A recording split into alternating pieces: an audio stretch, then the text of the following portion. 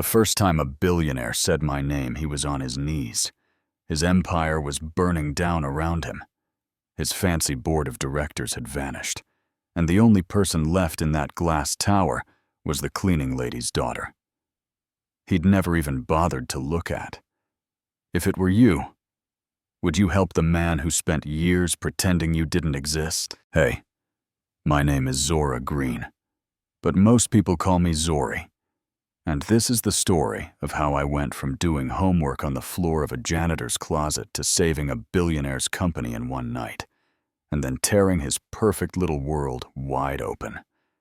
You're gonna want to hear this one all the way to the end. So let me back up. I grew up in a neighborhood where security meant 3 locks on the door and hoping nobody cut the power again this month. My mom, Angela, worked 2 jobs my whole childhood. Cafeteria worker during the day, cleaning offices at night, and still somehow managed to show up to every parent-teacher conference with lipstick on and a tired smile. My dad. Honestly, your guess is as good as mine. He was a name on a birth certificate, and a ghost in the house gone long before I was old enough to ask the right questions. Whenever I pushed, Mom would just say, "Baby, some people aren't strong enough to stay." But we are. That's all that matters. We didn't have a lot, but we had Wi-Fi when the bill was paid, and a second-hand laptop. My math teacher gave me in 8th grade, and for a kid who loved numbers and patterns more than people, that was enough. I fell in love with code way before I could afford the classes to really learn it. You know how some kids draw in the margins of their notebooks? I was writing little Python scripts while my English teacher was talking about symbolism. And at the center of my mom's second job, and my whole teenage imagination, was this place called Montgomery Tower.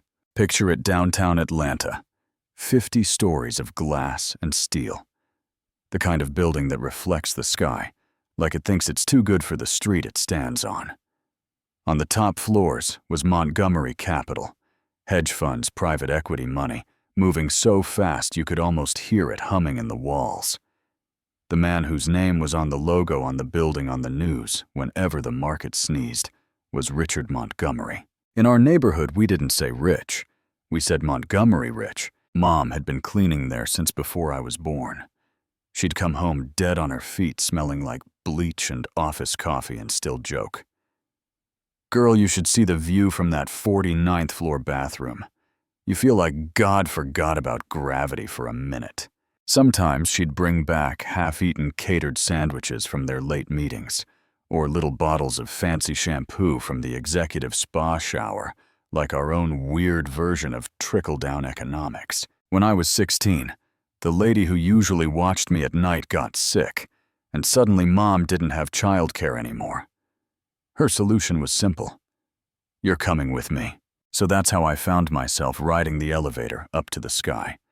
At midnight, my backpack slung over one shoulder, mop buckets and cleaning carts rattling beside me, listening to my mom humming gospel under her breath in a uniform that was 2 sizes too big. The first time those elevator doors opened on the 49th floor, my breath literally caught. Floor-to-ceiling windows, city lights like spilled diamonds, screens everywhere, scrolling numbers in green and red glass offices, with leather chairs that probably cost more than our entire apartment. Mom saw my face and laughed. "Yeah, this ain't exactly our side of town, huh?" "They really pay you to clean this," I whispered. "They pay me as little as they can get away with," she said, pushing her card out. "But it's still more than nothing. Stay close and don't touch the traders' desks. Those guys act like their keyboards are made of solid gold." Here's the thing nobody tells you. Cleaning staff are like ghosts. We move through spaces like we're invisible, but we see everything. We hear everything. People talk about layoffs and mergers and affairs and secrets right in front of us, because in their heads, we don't count. I started bringing my laptop on those night runs, camping out in the little break room while Mom cleaned. There was free Wi-Fi, free stale coffee, and a thermostat that actually worked. Heaven. And slowly, the building that belonged to people like Richard Montgomery started to belong to me a little bit too. I'd sit there, doing my coding homework, watching screens through the glass, catching bits of conversation. I learned what a short squeeze was before I learned how to drive. I learned how traders yelled when they were losing money, and how they laughed when they'd just made more in an afternoon than Mom made in a year. And I learned one other thing real fast. People like my mother and me, we did not exist to them. Not really. There was this one night. I remember it so clearly, it's like a movie in my head. I was perched on a chair in the corner of the break room, headphones half on, scrolling through some documentation on database security. Mom was cleaning the conference room down the hall. It was around 1 a.m., that weird time where offices start to feel haunted. The elevator dinged. I glanced up, expecting maybe one of the junior analysts who practically lived at their desks. Instead, out walked Richard Montgomery. He was taller than he looked on TV. Dark suit, white shirt open at the collar, expensive watch catching the light. He walked like the building leaned toward him, like the whole city did. He didn't see me at first, which, to be fair, was kind of the point. The door to the conference room was cracked, and I heard Mom's vacuum go quiet. "Mr. Montgomery." She said, her voice suddenly all polite and careful, the way she only talked to people who could fire her with one phone call. Evening, he nodded, eyes already scanning his phone. "Did the caterer leave the files in my office?" "Yes, sir," she said. "I put everything on your desk, just like they asked." "Good," he said, already halfway down the hall. He never once looked at her face. Not once. Just that quick little nod, like you might give a vending machine that finally dropped your snack. And as he passed the break room, he glanced in, saw me, and frowned. "You're not staff," he said. It wasn't a question. It was a minor inconvenience. "No, sir," I said, laptop already closing on instinct. "I'm with my mom. She's on the night crew. I'm just doing homework." He looked at me like I'd told him we were keeping a raccoon in here. "This is a secure floor," he said. "Client's information, sensitive data. We can't have visitors wandering around." Then he turned to my mom, who had rushed up behind him, face pale.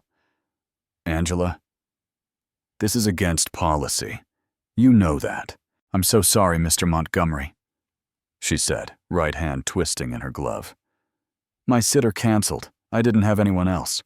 She's just doing her schoolwork. She won't touch anything, I swear." His phone buzzed. He checked it. Looked completely done with the whole situation. "Fine," he said. "Just keep her out of sight. And Angela, next time this happens, call the supervisor. Don't put me in this position again." Then he walked off toward his office door, closing behind him with this soft, expensive click. My mom stood there for a second, shoulders sagging. I could see the heat of humiliation going up her neck, the way you see water boiling in a glass kettle. "Come on, baby," she said, finally forcing a smile. "Let's get back to work." But that moment stuck with me. The way he said fine, like we were a stain on his perfect marble floor. The way my mother, who had kept that building spotless for a decade, looked like she wanted to melt into the wall. That's the thing about being invisible. You notice the people who refuse to see you, and you remember. Fast forward a couple years. I'm 19, juggling community college classes, part-time tutoring in the math lab, and still riding up to Montgomery Tower with Mom some nights, especially when overtime meant the difference between eviction notice and rent paid. By then, I wasn't just doing homework. I was tinkering. See, nobody ever changed the Wi-Fi password for the guest network on the 49th floor, and someone had left a whiteboard up one night with a diagram of their data architecture. I started folding those little glimpses together. A login screen. Here, a snippet of code on a projector there. A conversation about some legacy system they still hadn't upgraded, because if it ain't broke, don't fix it. Spoiler. It was very broke. One quiet Tuesday at 2 a.m., the whole floor was empty, except for us. Mom was mopping the hallway outside the server room, big frosted glass door with authorized personnel only slapped across it, Like that ever stopped anyone curious enough. The lock on that door was badge only. The thing about badge locks, though, is that sometimes people forget to let the door latch behind them. I was walking to the vending machine when a sleepy-eyed sysadmin pushed out of the server room with an empty coffee mug badge dangling from his pocket. Door swinging open behind him. He nodded at me. I nodded back, and he kept walking. The door hovered, starting to swing shut. I caught it with my hand, just a little, heart pounding. Zora Lynn Green. Don't you dare. The sensible part of my brain said. The other part shoved the door the rest of the way open and slipped inside. It was cold in there. Loud, too, that constant low hum of fans and blinking lights. Racks and racks of servers, like some kind of metal forest. In the corner, a workstation with double monitors. One logged out, one still sitting at a terminal window, open to a command line. I walked over like I had every right in the world to be there, hands shaking, fingers itching. Mom's gonna kill you, I whispered to myself. My reflection in the black monitor raised an eyebrow. Not if you don't get caught. I sat down, tapped a couple keys. The machine woke up already logged in under Jay Hansen. Whoever he was, he needed Security Hygiene 101 because the password manager icon was just sitting there in the system tray like a gift from God. Now I didn't go full hacker movie. No wild typing with green text flying by. No I'm in moment. What I did do was harmless at first. I looked. I learned. I peeked at their intranet. I saw how their trading system connected to their client data, how their backups worked, where their firewalls were thick, and where they were not. I also saw something else, an access point.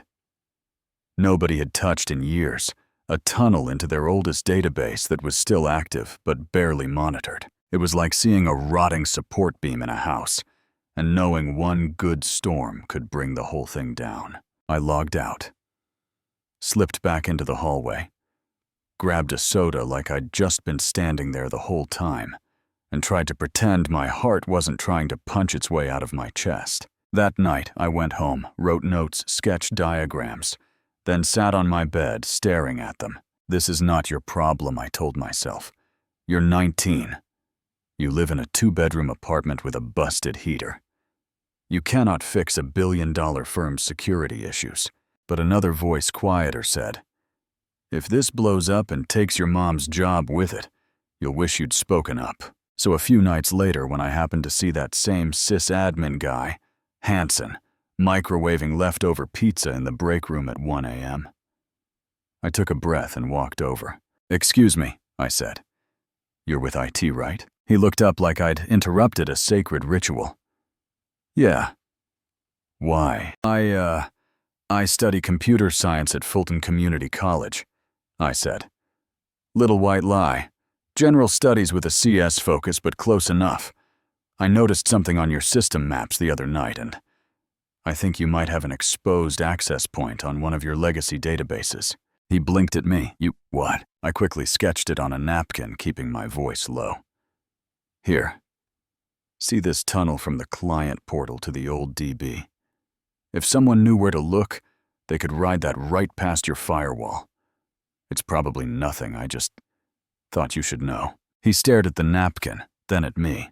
Then he laughed, like actually laughed. Did Angela put you up to this? He chuckled. Because I do not have time for jokes right now, kid. There's a reason we hire consultants from New York, and not whatever this is. Whatever this is, it's just a concern. I said, cheeks burning. You could patch it pretty easily if you...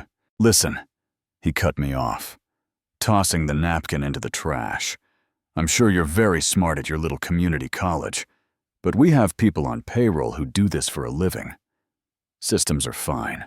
If you're bored, maybe ask your mom if you can help clean the microfiber chairs. They're like $1,200 each. Yeah, that happened. I walked back to the hallway, swallowed the sting in my eyes, and went to help my mom stack paper towels in the supply closet. You okay, baby? She asked, noticing my silence. Yeah, I said. Just tired. I wish I could tell you I pushed harder. Made noise, forced someone to listen. I didn't. I was young, broke, and tired of being talked down to.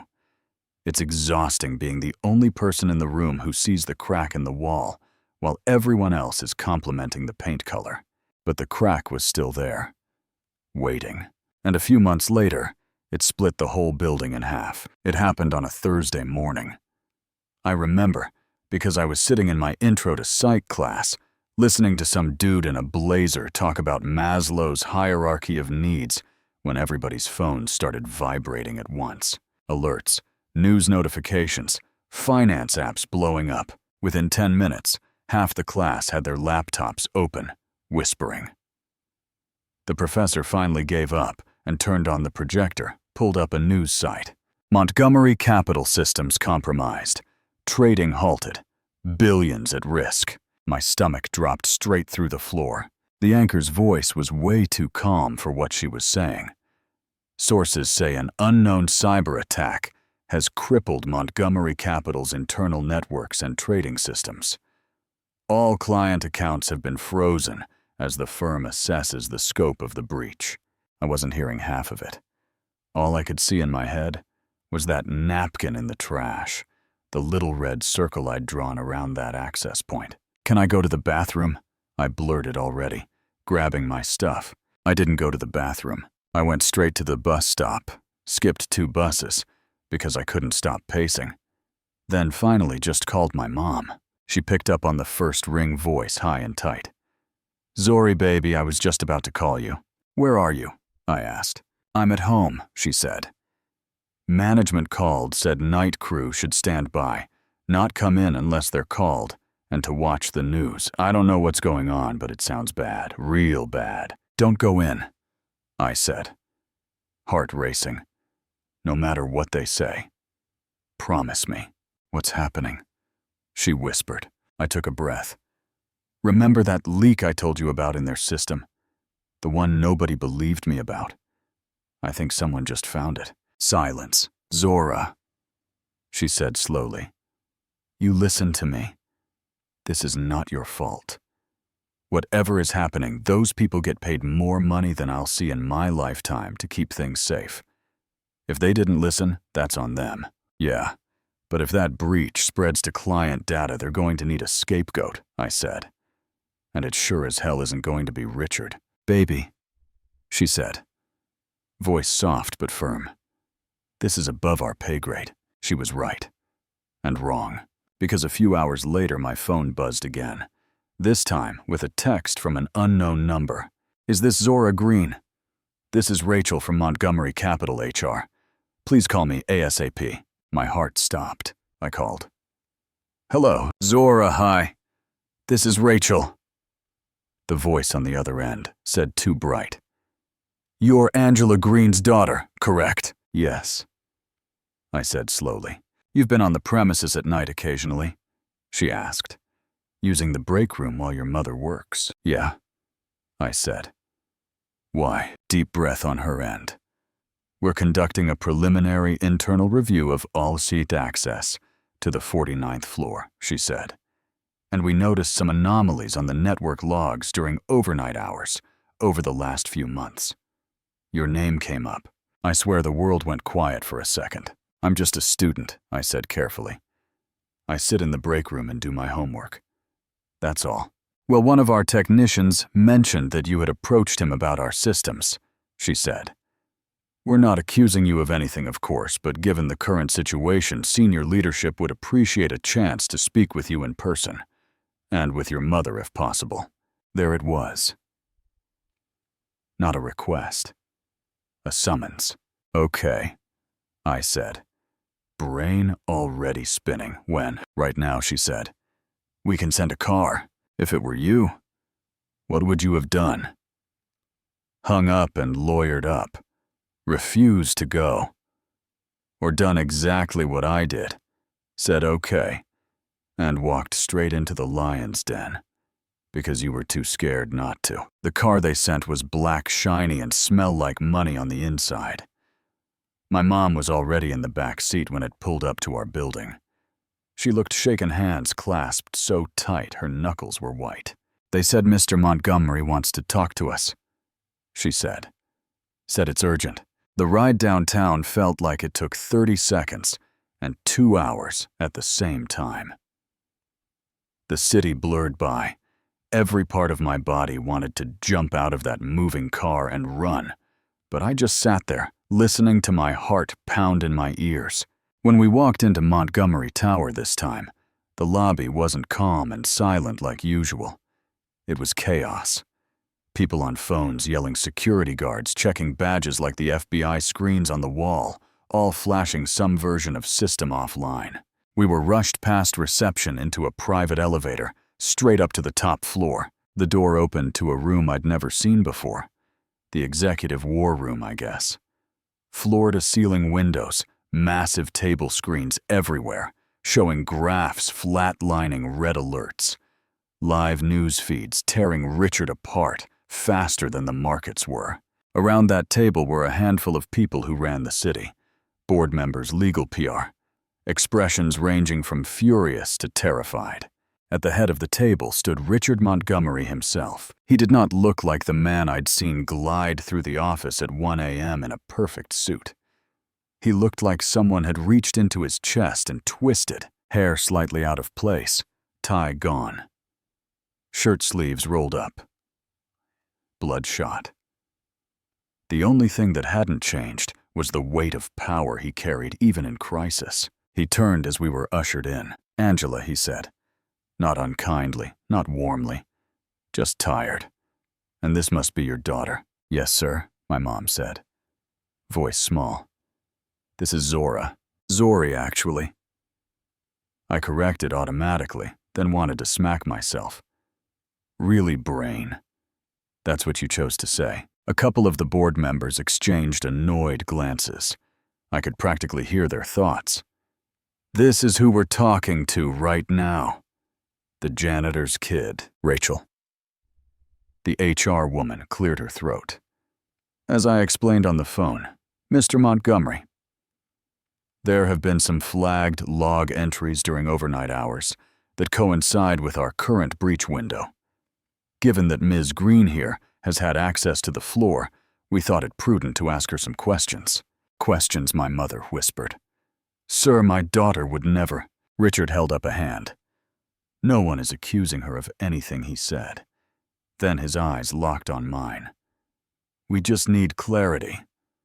Time is not our friend today." I looked at his face, all that power and panic swirling together, and something in me snapped into focus. "You think I did this?" I asked. "You think I brought down your systems from the break room with my little community college laptop?" A couple people shifted uncomfortably. One woman in a pencil skirt said, "We're simply following up on all possible angles." "You're looking for someone you can afford to blame," I said. Voice steady now. "And I'm cheap." Mom squeezed my hand so hard it hurt. "Zora, please." Richard studied me, head tilted slightly. "Then help me understand," he said. "Because right now, I have traders dead in the water, clients threatening to sue regulators, breathing down my neck, and a network that won't even boot up to the login screen." There was a tremor in his voice beneath the anger.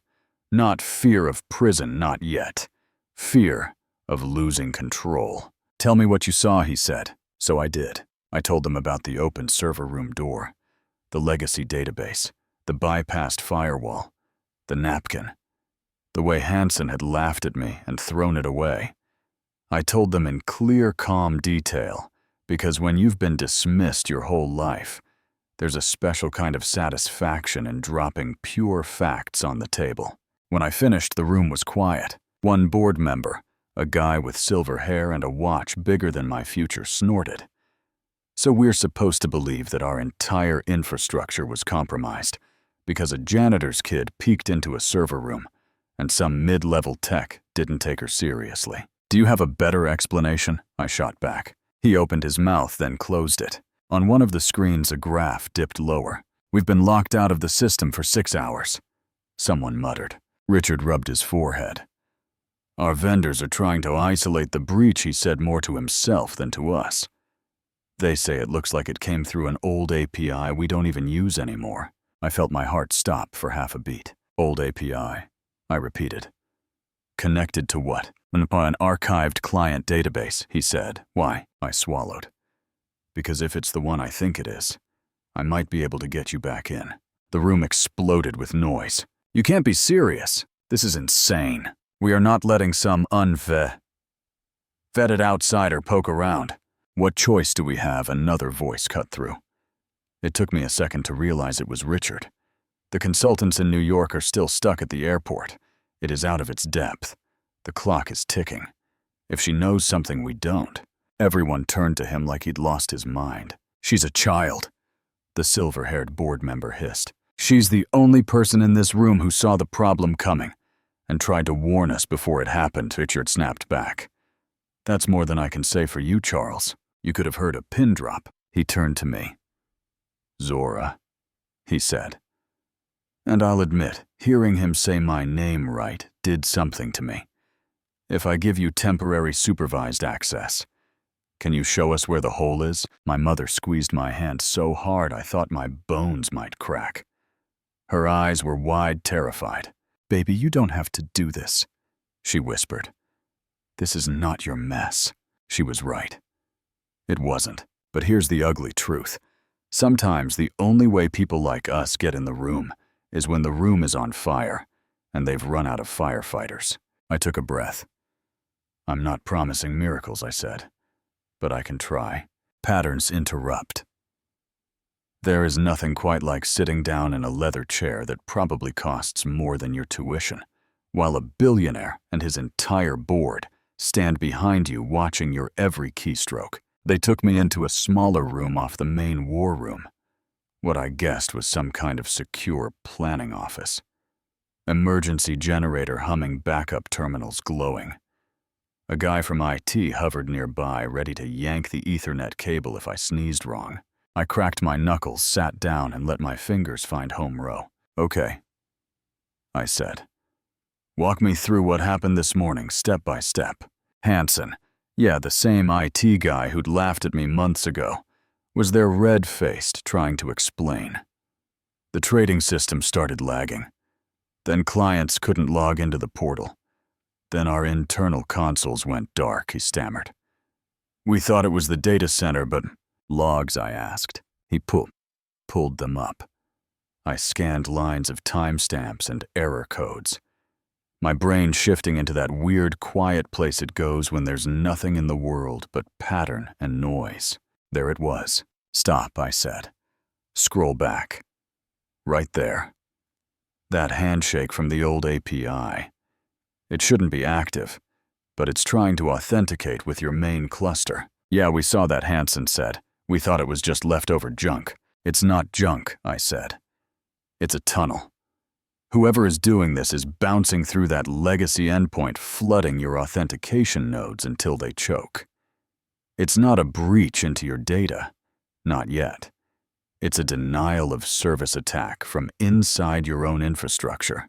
Inside, Richard's voice came from the doorway. He'd slipped in quietly. Meaning someone who knows your architecture, I said, not taking my eyes off the screen. Someone who knew you were too lazy to decommission that path properly. Hanson flinched. I pulled up a console, hands moving faster now. You still have an old admin script on this server, I said. I saw it in the directory listing that night. If we can reroute the incoming flood into a sandbox instead of your main cluster, we might be able to bring your internal systems back up long enough to patch the endpoint. Can you do that? Richard asked. I almost laughed. Can I reroute traffic and build a sandboxed honeypot on the fly using your existing scripts? I said. Yes. Can I do it before whoever's on the other end notices and escalates? That's the real question. My heart was pounding, but it was a different kind of fear now. Not they're going to fire my mom and blame me forever fear. More like if I pull this off, the entire trajectory of my life changes in the next hour. Fear. Hands flying, I stubbed in some code, modified the script, set up a redirect. The system fought me at first, But whoever was on the other end of this attack had gotten cocky. They were relying on Montgomery Capital's arrogance, not their own skill. Okay, I breathed. On my mark, I'm going to cut the old API off from your main cluster and reroute the inbound to a trap. It's going to look like your system is coming back up to normal, but it's going to be fake. Inside that sandbox, we'll see exactly what commands they try to send once they think they're back in. We'll know who they are, what they want, and how far they got. Do it, Richard said. I hit enter. For a moment, nothing happened. Then one of the status bars flickered from red to yellow. Another, then green. In the war room, you could hear shouting. Consoles are back online. Internal trading node responding. We've got partial functionality. Richard let out a breath I don't think he realized he'd been holding. His shoulders dropped a fraction of an inch. Hansen stared at the logs on this terminal. They're still hitting us, he said. Look at this. They think they're flooding the main auth service, but they're just slamming into your sandbox. Exactly, I said. And now we watch. Within seconds, we started seeing more sophisticated attempts. Credential stuffing privilege escalation, a couple tries at exfiltrating data. But here's the thing. They were using real internal usernames. Real roles. Wait, I said, scrolling. Pause right there. That's not a random handle. That's an exec account. Hansen squinted. No way. Yes way, I said. Look at the naming convention. That's your CFO's login. The room went very, very still. Stick around because what happened next will blow your mind. See, up until that moment, everyone in that building thought they were dealing with some anonymous hacker in a basement overseas. A shadow. A ghost. What the sandbox was showing us line by line was that the ghost was sitting in their boardroom. The attack was being orchestrated from inside. I pivoted to another monitoring window, traced the IP address, buried under all the obfuscation. It wasn't perfect, but it was enough. Do you have any remote offices in Chicago? I asked. Yeah, Hansen said slowly. Our risk division has a satellite office there. Why? Because that's where this is originating from, I said, pointing at the terminal. Somebody with access to your internal network and to executive login credentials is trying to take you down from inside your own house. Richard's face drained of color. Our CFO is in Chicago today, he said quietly. At the risk division, you could almost see the bingo pieces in his head lining up. The recent push to take the company public, the pressure from certain board members to diversify leadership the way the CFO had been advocating for. Change. Hansen looked like he might throw up. He has full access to everything, he whispered. Not anymore, I said, fingers back on the keyboard. Now that we know whose keys he stole, we lock the doors. We cut off the compromised account-rotated credentials, slammed shut the old API endpoint, and patched the hole. It wasn't pretty. It wasn't perfect. But it was enough to stop the bleeding. By the time I stood up from that chair, my neck stiff and my fingers cramped toast of Montgomery. Capital's internal systems were back. Clients could see their balances again. Traders could log in. The stock price was still taking a beating, but at least the firm wasn't dead in the water anymore. Richard stepped into the room fully, now taking in the logs, the restored dashboards, the exhausted faces. Is it over? He asked. Not over, I said. Contained. And you have a much bigger problem than some kid in a hoodie across the ocean. What's that? That, he asked. You've got a traitor, I said, and he's sitting at your table. Later that afternoon, law enforcement knocked on the door of Montgomery Capital's Chicago office. The CFO and two of his buddies in risk management were quietly escorted out in handcuffs, charged with conspiracy fraud, unauthorized access. You name it. Turns out they'd been planning this for months. Crash the system torpedo. Richard's reputation then step in with a rescue plan, financed by a private competitor they'd already cut a deal with. They were going to walk away with control of the firm, while Richard took the fall for being too old school, to keep up with modern threats. What they didn't plan on was a cleaning lady's daughter recognizing the doorway they'd chosen and slamming it in their faces. Here comes the twist, though, because I know what you're probably thinking right now. Story over billionaire Grateful Maid's daughter rewarded bad guys in jail roll credits. Right. Yeah. No. When the dust settled a little, the cameras left the lobby, and the board finished patting themselves on the back for resolving the crisis. There was still the question of what happened next. For me. For my mom. For the man whose life I'd just saved. The board called an emergency meeting. They invited Richard. They did not invite me. But you know that thing I said earlier about cleaning staff being ghosts who see everything? There's another side to that. Sometimes, if you move quietly enough, doors stay open. I ended up outside that boardroom anyway, sitting in the hallway with my laptop on my knees, pretending to answer emails while my ears soaked up every word echoing through that thin glass. Unacceptable exposure, one board member was saying. We cannot have our reputation tied to the narrative that our multi-billion-dollar infrastructure was held together by the heroics of he didn't say the cleaning lady's kid, but he thought it loud enough I could hear it.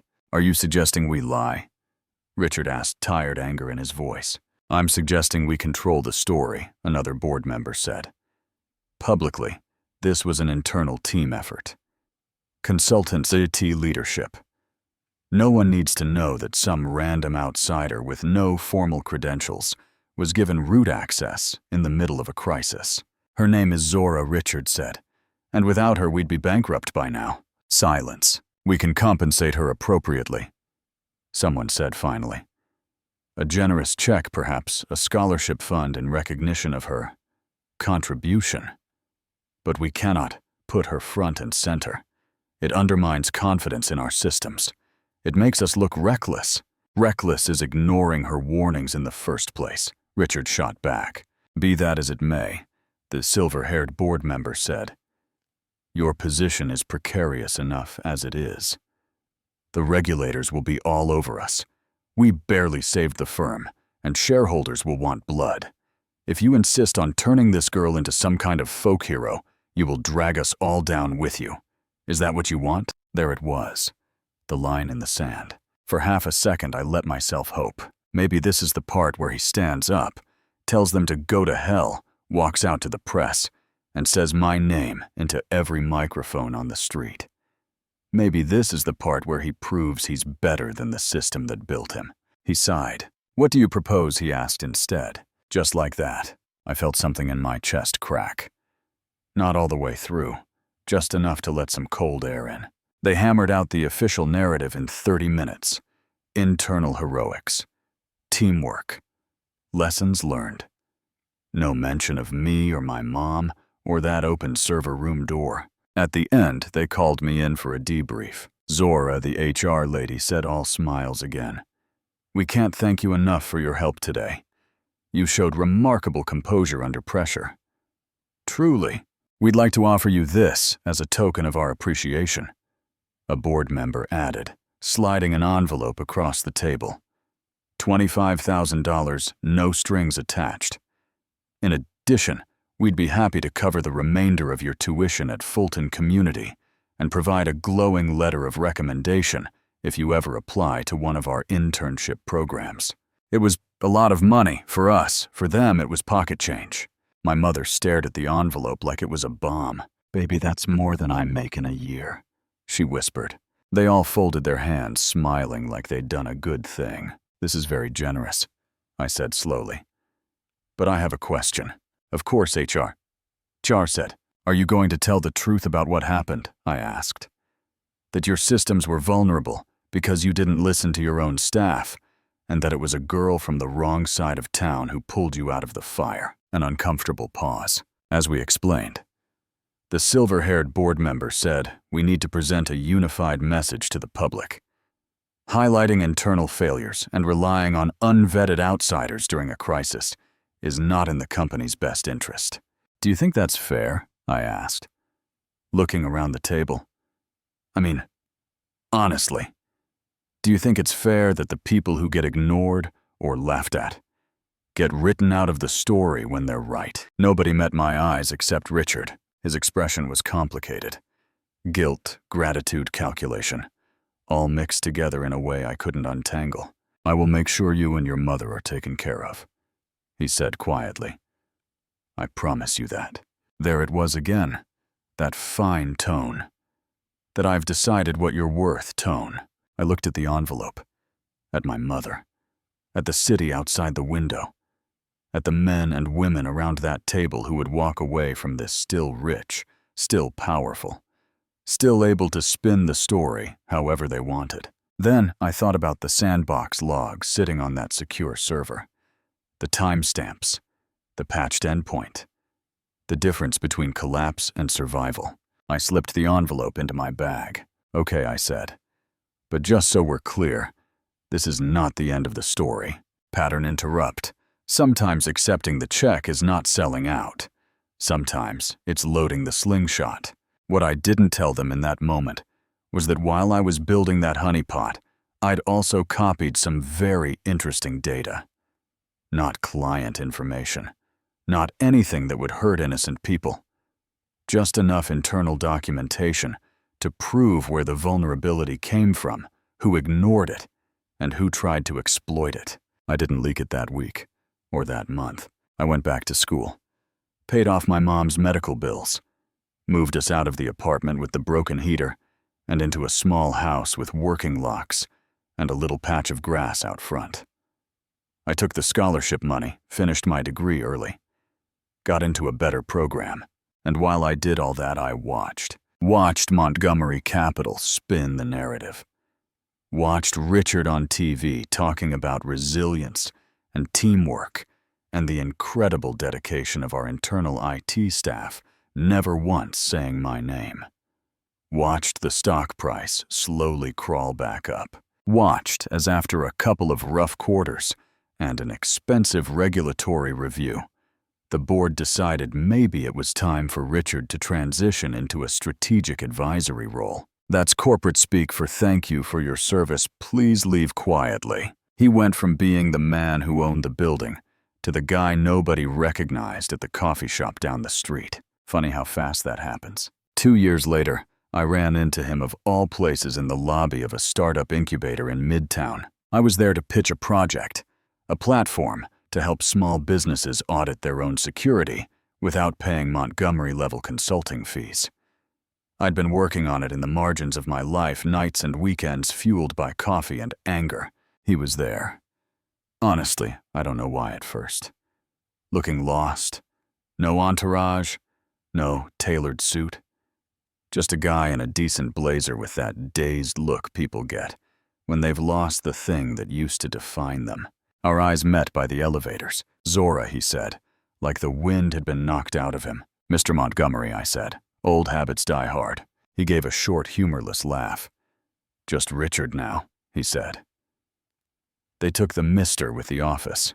We stood there in awkward silence for a second. "I heard you left the firm," I said finally. "That's one way to put it," he said. They needed someone to blame. It was either the board or the founder who failed to anticipate emerging threats. Guess who lost that vote? He looked smaller somehow, not physically, just less armored. "I also heard you finished school," he had added. "Top of your class, got into Georgia Tech for grad school, and that you're building something of your own." I raised an eyebrow. "Been keeping tabs on the janitor's kid, huh?" He winced. "I deserved that," he said. "Probably worse." I shrugged. "You promised you'd take care of us," I said. "For what it's worth, you did. We're okay. Better than okay." He nodded, eyes on the floor. "I didn't tell them your name because I was weak," he said. "We could have fought. I didn't. I let them write you out of the story to save my own skin. And in the end, it didn't even work." He looked up at me again, and for the first time I saw something I hadn't seen back in that war room. Not just guilt, not just fear, regret. "If this were your story, not mine," he said, "what would you do now?" That stopped me, because in my head, this whole time it had been my story. The maid's daughter who saved the billionaire and watched him trip over his own pride. The girl who got a check instead of credit and turned it into a ladder, but standing there in that lobby with him looking at me, like maybe for the first time, he saw a person. Instead of a background character, I realized something. Our stories were tied together whether I liked it or not. I'd stop trying to get back what you lost, I said slowly, and start asking what you're supposed to build next. You're not the man in the tower anymore, Richard. Maybe that's not a punishment. Maybe it's the only way you ever see what life looks like down here. He laughed softly, shaking his head. You sound like my therapist, he said. You can't afford my hourly rate, I shot back. We both smiled at that. Then, because I'm me, and because I hadn't spent 2 years learning how to build systems, just to play small, I added, I'm about to go pitch a platform to help small businesses protect themselves from the kind of mess you went through. If it works, it could change a lot of lives, including mine. Do you think it will? He asked. I think I'm done waiting for rich people to notice cracks in the wall, I said. I'd rather hand regular people the tools to reinforce it themselves. He was quiet for a second. Can I sit in? He asked. On your pitch, I raised an eyebrow. Why? Because I owe you more than a check, he said. And because I know a few things about turning ideas into companies. Even if I broke the last one, I thought about it. About trust, about second chances. Do you think that's fair? Letting someone who hurt you stand next to you while you build the thing you always wanted to see in the world. I walked into that pitch alone. I came out with a conditional offer from the incubator, seed money mentorship office space, and an idea I hadn't expected. A few weeks later, after a lot of long, angry walks and late-night pros and cons lists, I met Richard at a small coffee shop, dropped a folder on the table and said, If we do this, we do it on my terms. He opened the folder. Inside was a proposal. Not for another Montgomery Capital, not for some shadow joint venture where he pulled the strings. For a new company. One that would audit big firms' security from the bottom up.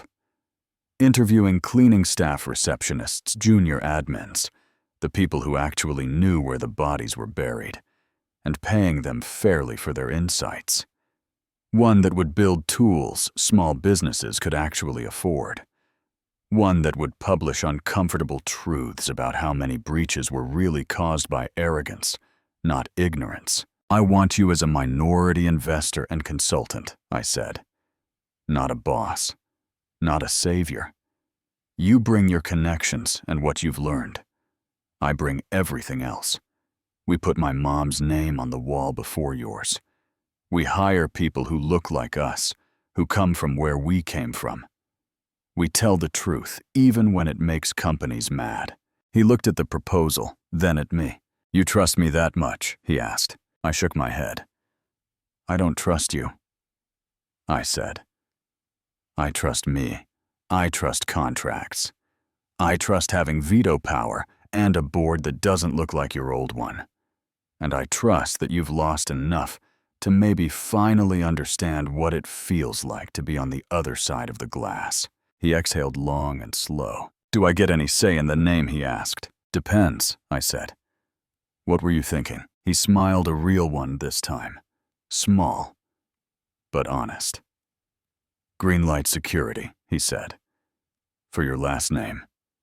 And because people like us have spent our whole lives waiting at red lights in neighborhoods nobody photographs unless something bad happens.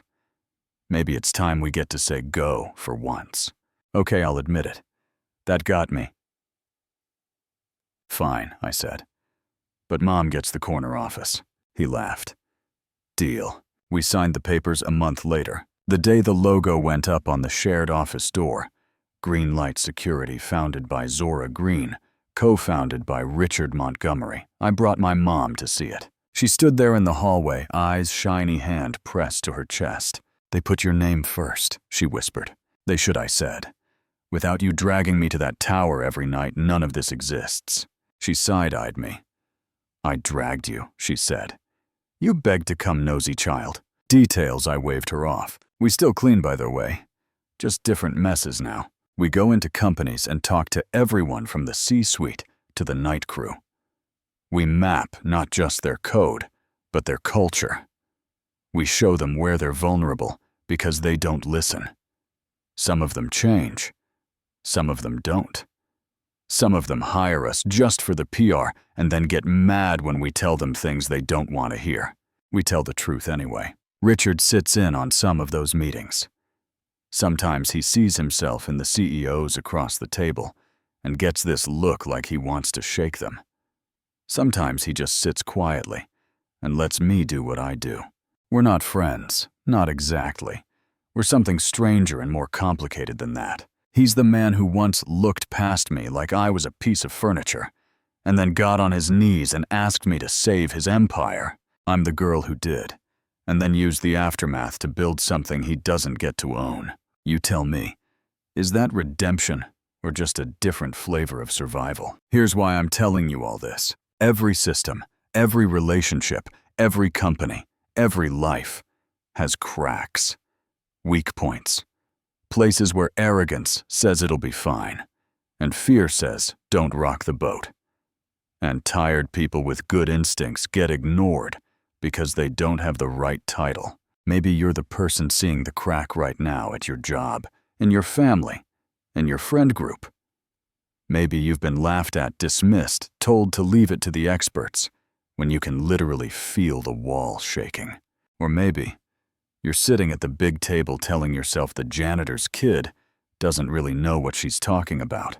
Either way, this story is your warning. Don't ignore the crack. Don't ignore the voice. And if you're the voice, don't let them write you out of the story when the wall finally comes down and they need you to hold it up. So now I want to hear from you, Ashweyo. Which part of this hit you the hardest? The shove into the server room? The board pretending I didn't exist, the traitor at the top, or the part where I took the check and then built my own thing? Anyway, do you think I should have blasted Montgomery Capital publicly the same day I saved them, or played it exactly how I did? If it were you, what would you have done? Do you think people like Richard deserve second chances when they've spent a lifetime benefiting from a system that steps on people like my mom? Or do you believe in using whatever power they have left to fix what they helped break? Drop your thoughts in the comments, argue with me. Tell me if you think I went too soft or too hard. And if you've ever been the invisible person in the room who saw something nobody else wanted to see, I want to hear that story too. You never know who you might help connect the dots. If this story made you think about power, humility, and who really keeps the world running, hit like, share it with someone who needs a reminder that their voice matters way more than their job title, and make sure you subscribe so you don't miss the next story. Because one thing I've learned sitting on both sides of the glass, the people at the top are not as untouchable as they look, and the people at the bottom are not as powerless as they've been told. You know what I mean?